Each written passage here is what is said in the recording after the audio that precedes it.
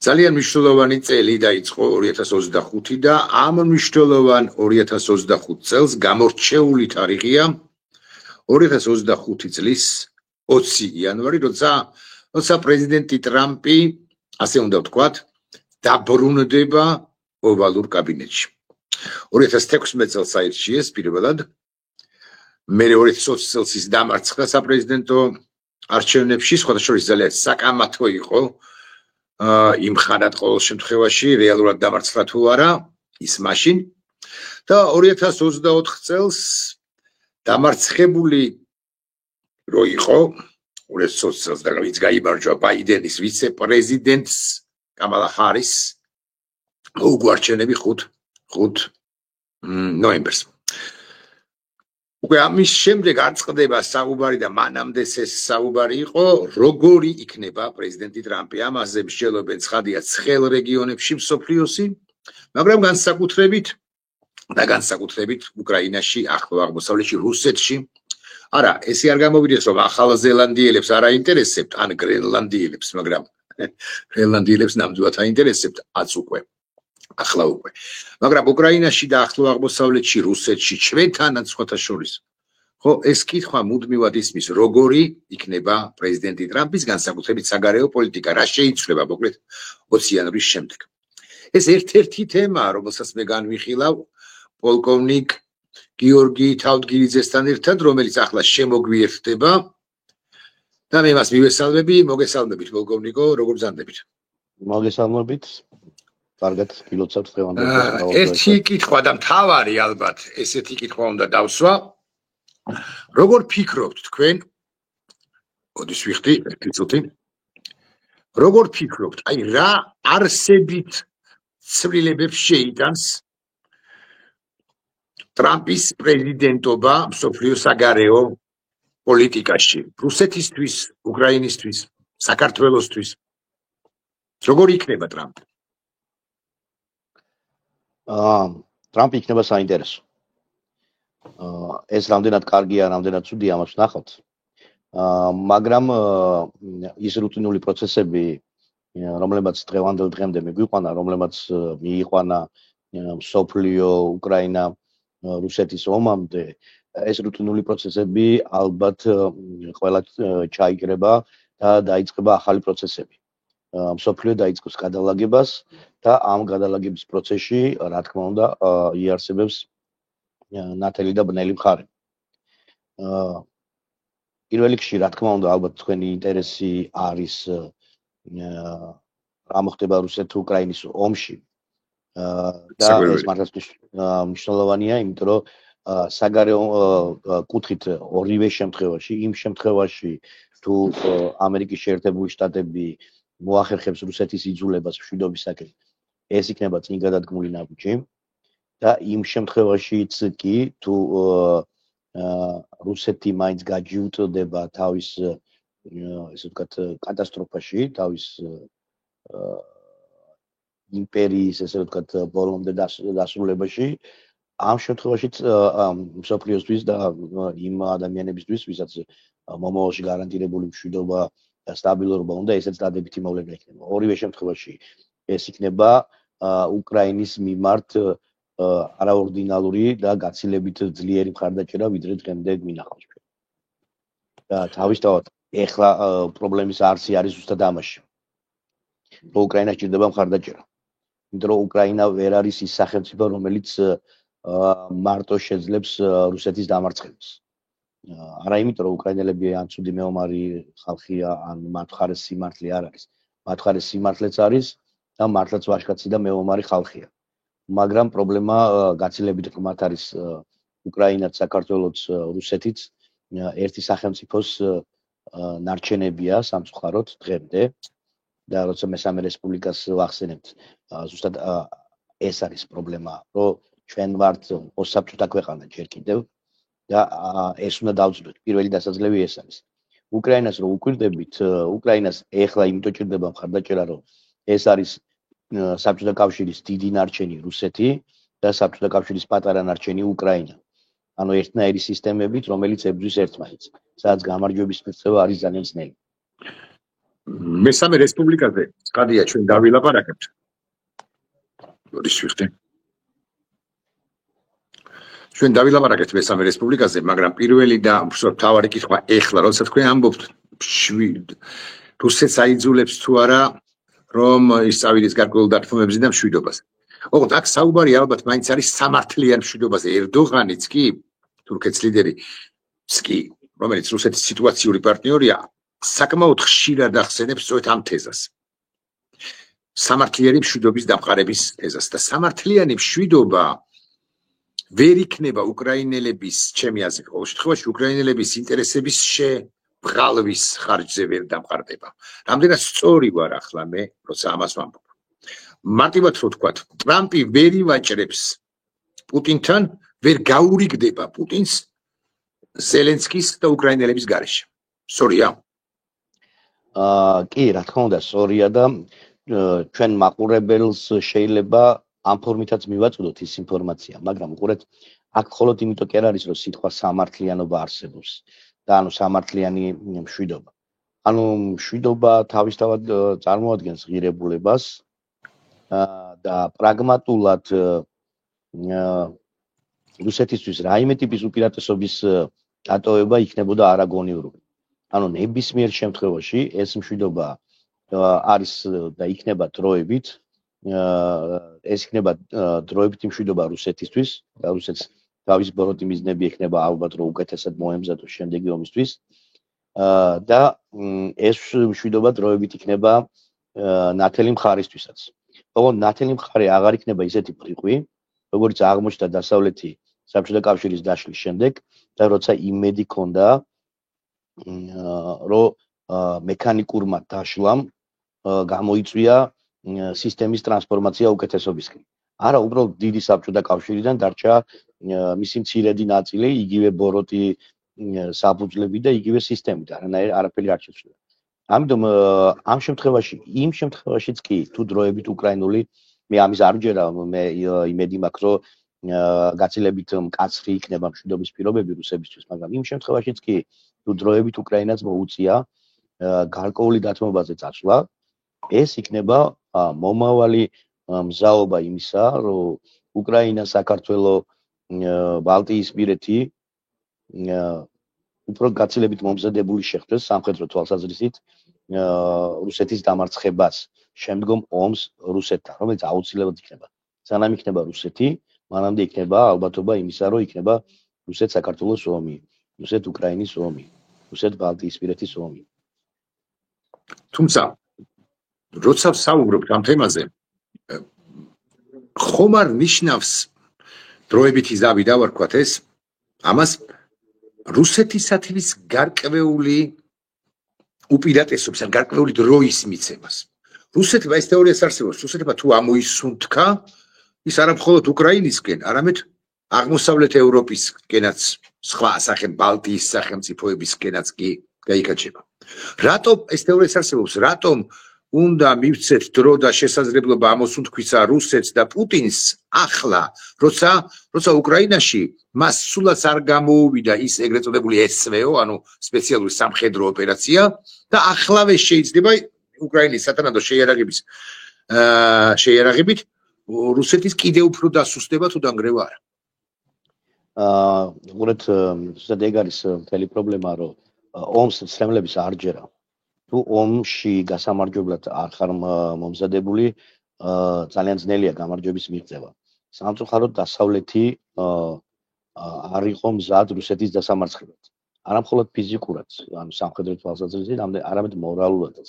ეს არ არსებობს სისტემა, ხედვა, რა უნდა მოხდეს რუსეთის ტერიტორიაზე, ანუ დარჩენილ ტერიტორიაზე.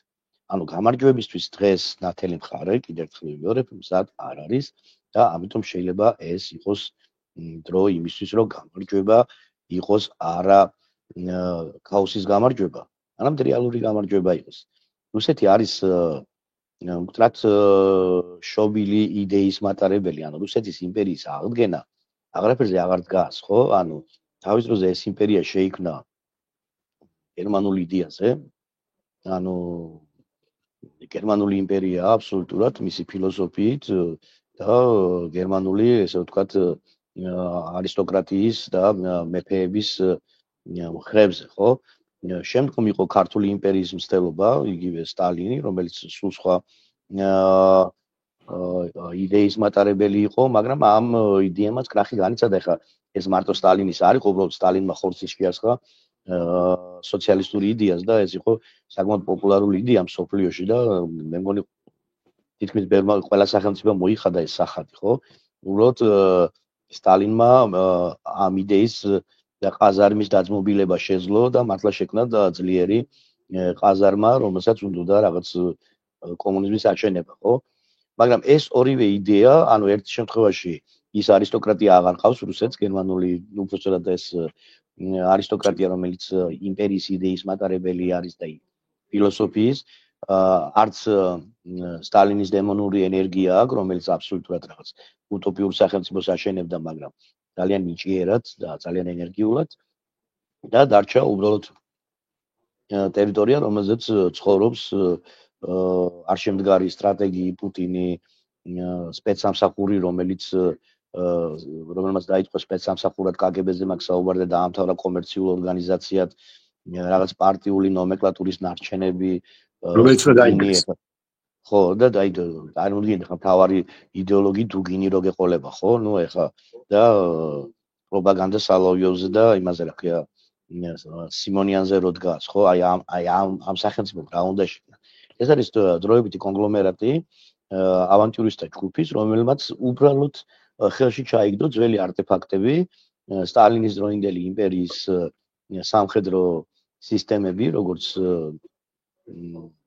საჩუქარი, ეს რომლის შექმნაში არაფერი მონაწილეობა არ მიუღიათ და ამ სისტემის მცოდნე რაღაცა თაობა, რომელიც ნელ-ნელა ყავლი გაზდის, ახლა ასაკი უსრულდება იმათაც რა. და ეს მათი ბოლო გაბრძოლება იყო, რომ მათ მოინდომეს, რომ რა კი ესეთი ძლიერი სათამაშო გვაქვს და გარკვეული ფინანსური რესურსიც გაგვიშთა, ხო რა, აღვადგინოთ იმპერია, მაგრამ იმპერია იდეის გარეშე, იმპერია შიდა ძრავის გარეშე წარმოუდგენელია და ეს ძრავი არ აქვს ამ სახელმწიფოს. ამიტომ რუსეთს რამდენი დროც არ უნდა მიცე, რუსეთი განვითარების ორი ვარიანტი აქვს. ერთი დაშლა და იმ ტერიტორიაზე დიდი ქაოსის, ესე ვთქვათ, წარმოქმნა.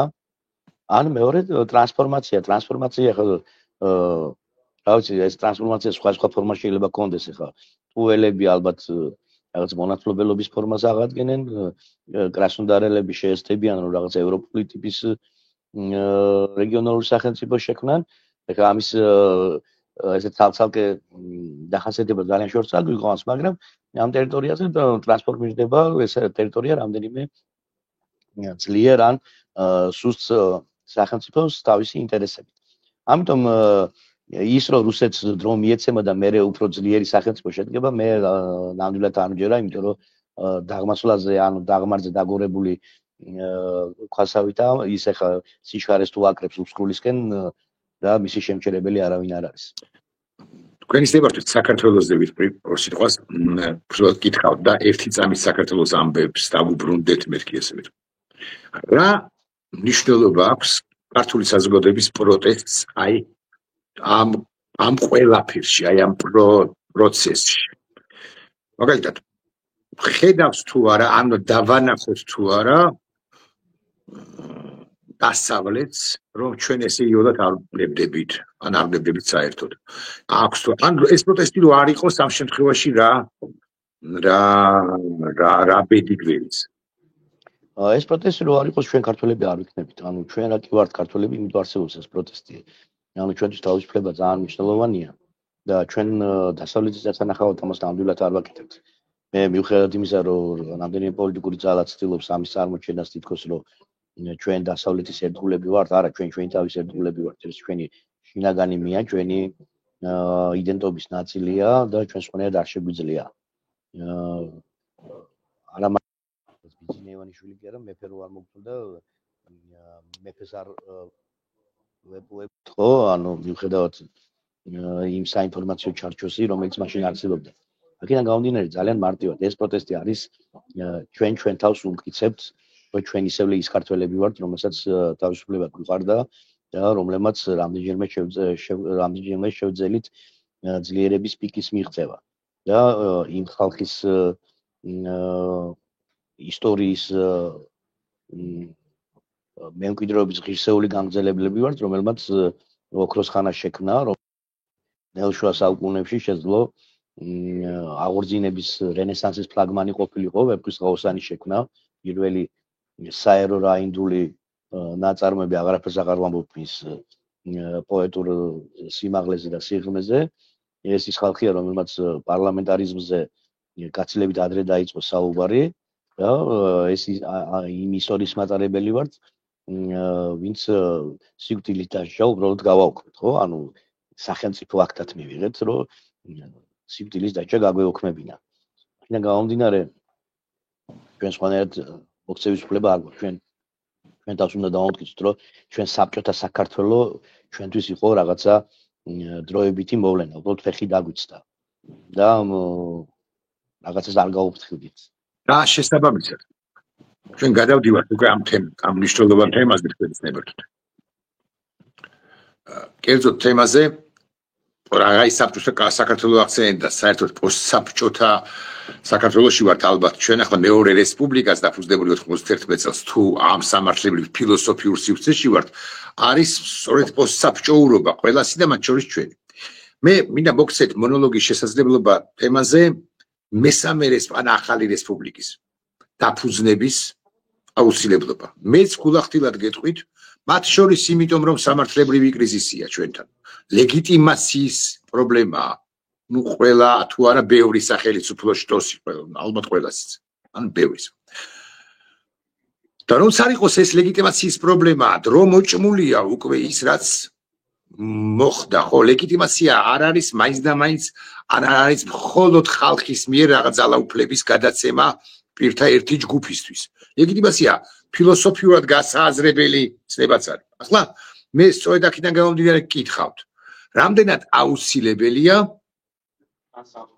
ახალი მესამე რესპუბლიკის დაარსება და როგორ უნდა დაარსდეს 1918 წელს ჩემზე უკეთიცით ჯერ შეიქმნა ეროვნული ყრილობა, ეროვნული საბჭო და ასე შემდეგ და იქ იყო წყვეტა 1800-იანი წლებიდან ვიდრე 1918 წლამდე საუკუნე და 18 წელი, საუკუნე და 17 წელი იყო წყვეტა და ბუნებრივია რომ ვერავის ვერ მიმართავდნენ ერეკლე მეორეს თუ სოლომონის თაობიდან, იმიტომ რომ აღარავინ აღარ იყო ცოცხალი. ამიტომ დაარსდა მეორე რესპუბლიკა, შეიქმნა რა ყრილობა, საბჭო და ასე შემდეგ. აქ ეს წყვეტა თითქოს არ არის. მიდის მეორე რესპუბლიკიდან მესამე რესპუბლიკაში.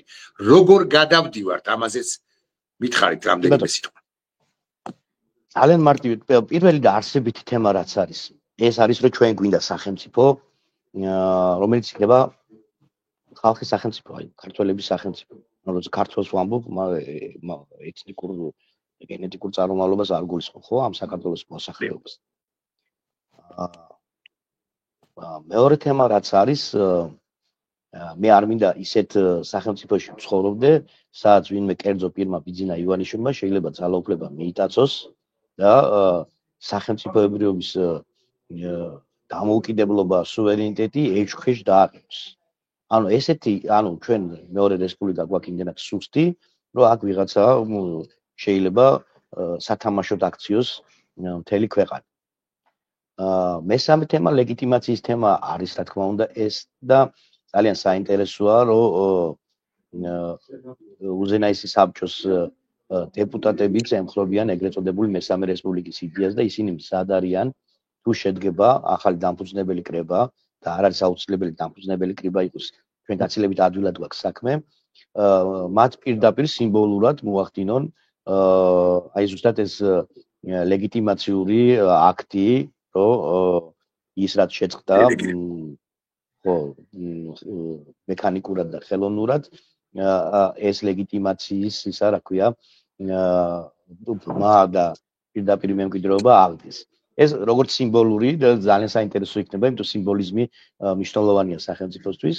ხოლო რაც შეეხება ტექნიკურად, ძალიან მარტივი თავარია ჩვენ ეხლა ერთმანეთთან გამოვნახოთ საერთო ენა და დიდი კონსტიტუციური შეთანხმება მოხდეს. რა გვინდა, როგორი ტიპის სახელმწიფო გვინდა, ბევრი იდეა არის, ბევრი სამუშაო გვაქვს, მაგრამ ამ შემთხვევაში დანიშნული ახალი პარლამენტი ზუსტად შეასრულებს დამფუძნებელი კრების როლს, ის მიიღებს ახალ ჩარჩო ანუ ახალი მესამე რესპუბლიკისთვის თუ მეოთხე რესპუბლიკისთვის ნუმერაციას მნიშვნელობა არ აქვს, ამაზე შეიძლება შევთანხმდეთ, იმიტომ რომ ალბათ საბჭოთა რესპუბლიკაც რესპუბლიკა იყო, მიუხედავად იმისა, რომ ხო, იდაოს იმ ადამიანებმა იდაოს, ვისაც შეუძლია ამ თემაზე დავა და აი შეთანხმების საფუძველზე, როგორც კი ახალ ჩარჩოს განსაზღვრად, როგორი სახელმწიფო გვინდა რომ ვიყოთ, ის ახალარჩეული პარლამენტი მიიღებს შესაბამის საკანონმდებლო აქტებს, გამოაცხადებს ვადამდელ არჩევნებს, რომელიც ჩაუყრის საფუძველს ახალ რესპუბლიკას. ხოლო რაც შეეხება ამ ახალ არჩევნებს, ახალი არჩევნების მიღწევა, ეს არის სულ სხვა, ესე ვთქვათ, ყოველგვარი ხვალ როგორი სახელმწიფო გვიქნება, ამის და მიუხედავად, ეს არის თვითგადარჩენის თემა, რომ ჩვენ ბიძინა ივანიშვილი თავის კოლაბორაციონისტებით, თავისი, ესე ვთქვათ, სატრაპული პოლიტიკით, რომელიც ცდილობს ეხლა ჩვენ გადაქცევას რუსეთის გუბერნიად, ეს დავასრულოთ. ეს არის ხა დამოუკიდებლობისთვის ბრძოლა და ახალი არჩევნები უბრალოდ ამ დამოუკიდებლობისთვის ბრძოლის გამარჯვების წერტილია.